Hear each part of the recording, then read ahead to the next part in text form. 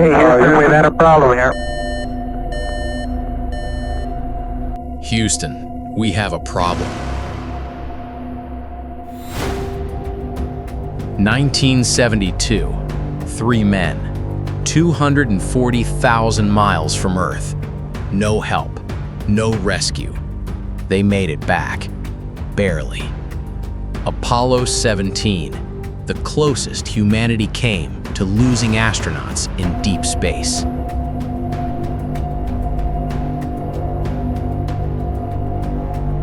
In a few months, we go back, further than Apollo 17, further than any mission in human history has ever been. And this time, there is no barely, there is only outcome. Now, humans will leave Earth's orbit for the first time in over 50 years. And the people who did it last time never talked about it. They never fully explained what it really did to them. Not completely. Because what happened beyond the moon wasn't just difficult. It left marks, invisible ones, permanent ones, the kind that don't show up until years later. Artemis II is going further than Apollo ever went, into a region of space where Earth becomes almost invisible, where radiation never stops, where the human body enters territory it was never built for. NASA knows what's coming. The crew knows what's coming, going anyway. This is what they will actually experience, not the version they'll tell publicly. The version the data already knows isn't in the photographs. It's in the medical reports, the ones that came back years later, the ones nobody read at the press conferences, the ones that were quietly filed away while the world celebrated. When Apollo astronauts returned, they reported something unexpected. Light flashes, not outside, not equipment, inside their eyes. In complete darkness, eyes closed, streaks of light moving across their vision.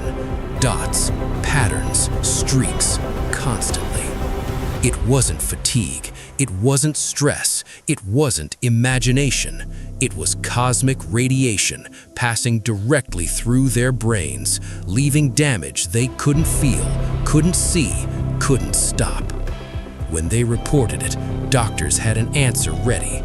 Adjustment period, re-entry effects, nothing to worry about.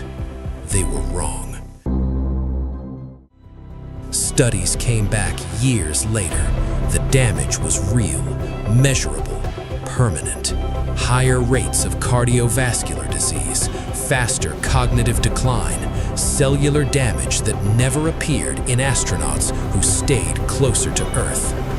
And by the time anyone fully understood what those light flashes meant, nothing could be undone.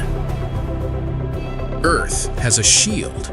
You've never felt it, you've never seen it, but it has protected every living thing on this planet since life began. Leave Earth's orbit, and it's gone. Instantly, completely, without warning. What's waiting outside doesn't announce itself. No sound, no sensation, no visible sign. Just particles moving at near light speed, passing through metal, through suits, through skin, through bone, through brain tissue, without stopping, without caring.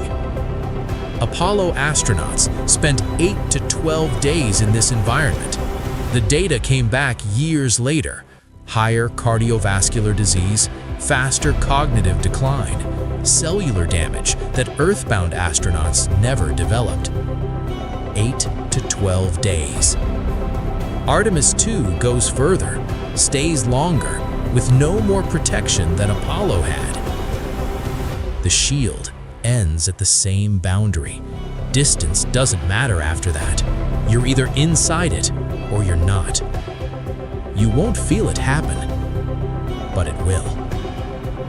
But there's something worse than background radiation, something unpredictable, something that can happen at any moment without warning. A solar flare. When the sun erupts, it releases energy equivalent to billions of nuclear weapons simultaneously. A wave of radiation traveling at millions of kilometers per hour. On Earth, the shield absorbs it. We see auroras. We lose some satellites. Life continues. In deep space, there is no shield. A major solar flare during the Artemis II mission would deliver a radiation dose that could cause acute radiation sickness within hours. NASA monitors the sun constantly. They have emergency protocols. They have shelter positions inside the spacecraft. But the sun doesn't follow protocols, and no shelter is perfect. Which is why NASA now monitors every astronaut in real time. Heart rate, radiation exposure, stress hormones, cognitive function. A patch on their skin measuring everything every second. Not because they want to, because Apollo taught them they have to. Apollo came back changed, and nobody measured it until it was too late. That mistake will not happen again. Radiation isn't the only thing waiting for Artemis II. There's something harder to measure, harder to prepare for, harder to bring back from. At the moon, Earth fills your window, large, familiar, still real. Artemis II goes further, and at that distance, Earth doesn't fill your window anymore. It becomes a dot. Not a metaphor, not a poetic image, a literal dot, smaller than your thumbnail held at arm's length. Every person you've ever known, every place you've ever been, every memory that makes you who you are, reduced to a single point of light that you could cover with your fingernail. Apollo astronauts called it the most disorienting moment of their lives. Not the launch, not the landing, not the return, that moment. And then you have to keep working, keep communicating, keep functioning, while everything you are fits in the corner of your eye. Artemis II will see it even smaller, even further away, even more alone than any human has ever been. NASA has studied this extensively. What happens to a human mind when it is completely isolated from everything familiar? When help is seconds away in terms of communication, but completely unreachable in terms of reality? You cannot be rescued. Not quickly, not easily. If something goes wrong, the solution is whatever you have on that spacecraft. Nothing more. Apollo astronauts trained for this. Artemis II has trained for this. But training and being there are not the same thing. The human brain was built for a world where help is nearby, where familiar faces exist, where ground is solid, where sky has a color. None of those things exist where Artemis II is going, and no amount of training fully prepares a brain for that reality. So what does this mission actually cost them? Not the mission, not the hardware, the people. Their hearts will work harder in ways they won't feel until years from now. Their brains will absorb radiation that won't show on scans until it already has. Their vision will flash with light that isn't there for the rest of their lives. Their psychology will carry something back that no debrief fully captures.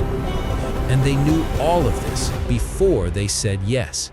Every study, every report, every data point from every mission that came before them.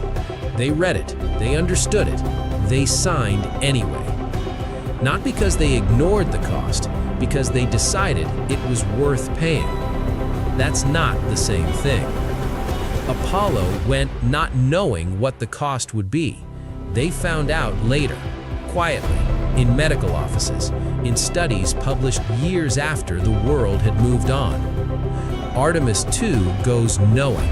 every risk mapped, every consequence studied, every price already calculated.